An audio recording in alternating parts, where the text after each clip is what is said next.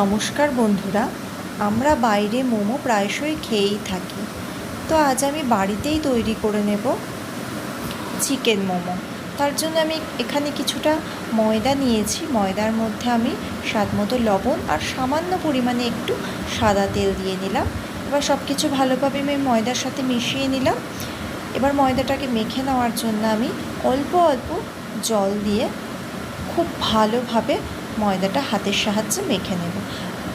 আমি খুব নরমও না আবার খুব শক্তও না, এরকম একটা ডো আমি রেডি করে নিলাম। এরপর এই ডো থেকে ছোট্ট ছোট্ট আমি লেচি কেটে নিলাম হাতের সাহায্যে। এগুলোকে গোল করে এবার আমি একটু পাতলা পাতলা করেই এগুলো বেলে নেব। এবার আমি চিকেনের পুরটাকে রেডি করব। তার জন্য এখানে আমি কিছুটা বোনলেস চিকেন, এটা আমি কিমা করে নিয়েছি খুব মিহিভাবে, আপনারা পেস্ট করেও নিতে পারেন।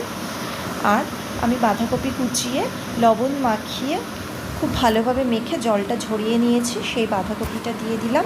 আর দিলাম একটু পেঁয়াজ কুচি, কাঁচা লঙ্কা কুচি, গ্রেট করে রাখা অল্প একটু আদা রসুন, স্বাদমতো লবণ, গোলমরিচ গুঁড়ো আর একটু সয়া সস।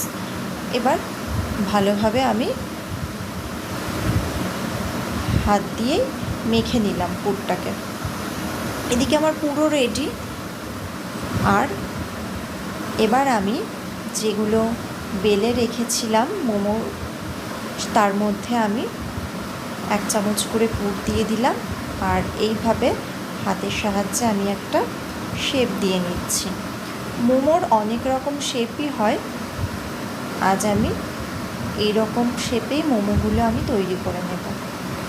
একটা আমার রেডি হয়ে গেল, আমি আর একটাও দেখাচ্ছি।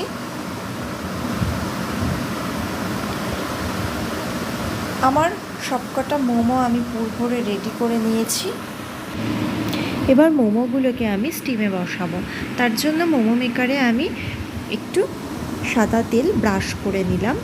তারপরে মোমোগুলোকে সব সুন্দরভাবে সাজিয়ে দিলাম।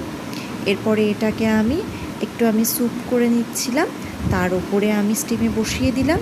আমি 15 মিনিট মাঝারি আঁচে এটাকে ভাপিয়ে নেব। তারপরে আমি এটাকে সার্ভ করে দেব। তো আজকের আমার এই রেসিপি যদি আপনাদের ভালো লেগে থাকে তাহলে আমার চ্যানেলটাকে সাবস্ক্রাইব করে আমার পাশে থাকবেন। সবাই সুস্থ থাকবেন, ভালো থাকবেন। দেখা হবে পরের একটা ভিডিওতে।